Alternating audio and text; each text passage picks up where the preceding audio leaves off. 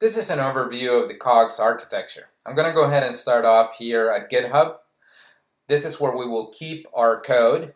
Once you clone those repositories, represented here to your local laptop by this picture, and you put them into your file system, you'll run Docker Compose. You first need to install Docker, but once you do and you run Docker Compose, you'll get an instance, a local instance of the running Cogs application.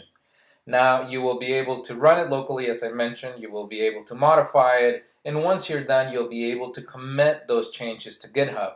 Now GitHub is being watched by what looks like a Docker icon with a cloud, and that's called the Docker Cloud. This is watching for changes within the GitHub repository, and when it sees that you have submitted new changes, it reinitiates a new build of those images. Those images become then part of the GitHub repository. These are things that are just happening in the background, and you'll see some graphical feedback that I'll show you in a minute.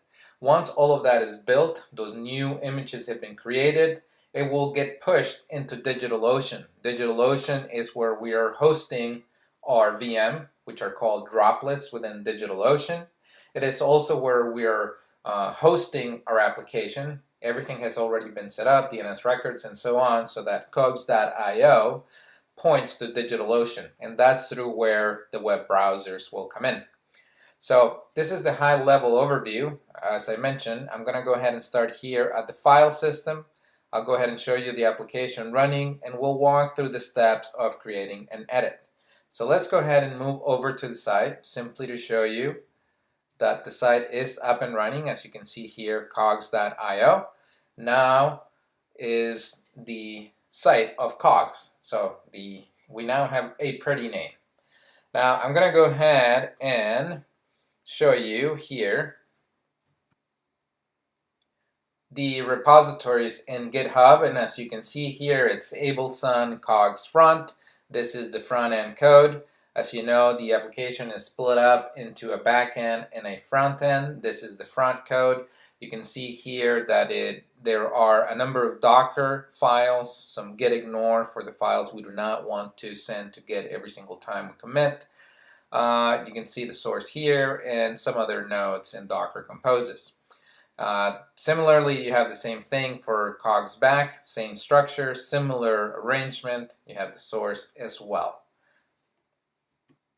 Now let's go ahead and move over to the terminal.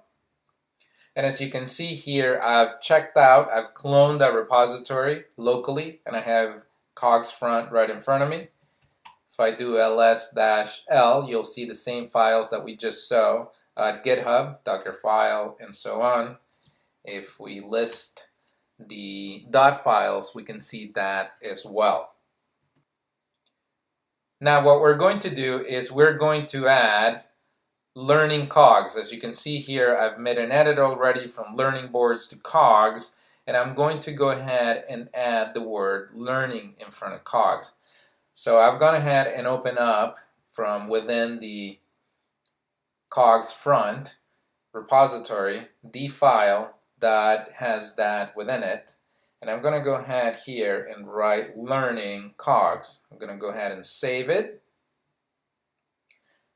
I'm now going to go ahead and move back to the terminal, and we're going to do our git commit. So we start off by doing git add dot. This simply adds all of the files that have been modified. We'll commit this change with a comment here. We'll say added learning in front of, let me see, of Kogs.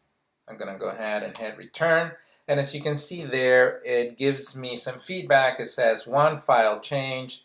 We only touched that one file, as you can see there, common.js.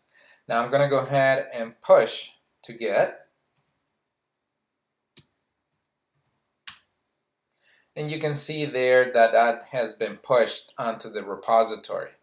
Now, because everything has been wired up, as I mentioned, the cloud is watching. If we go back to our diagram, Docker Cloud is watching the repository. As soon as I checked in a new file, it started creating a new image and a new build.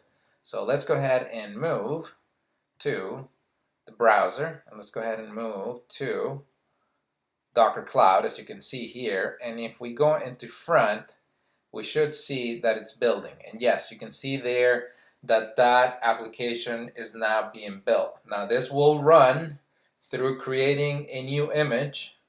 It will from then push new instances of that into DigitalOcean. So there's a lot of wiring that's taking place here. This was not simple to set up, but now that we've gone through it end to end, it should be pretty easy to be able to push changes onto our running host. So I'm going to go ahead and let it run. Afterwards, I'll make it play. I'll speed it up so that you don't have to wait there forever.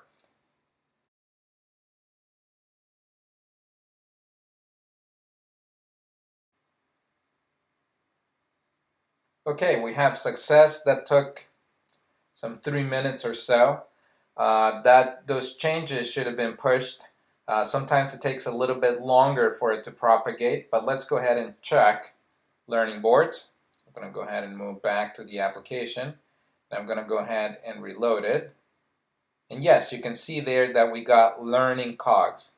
So let me go ahead and move to the diagram again. There's quite a bit of wire up that has taken place here. I think principally, or the easy view to look at this is I checked in some changes to GitHub.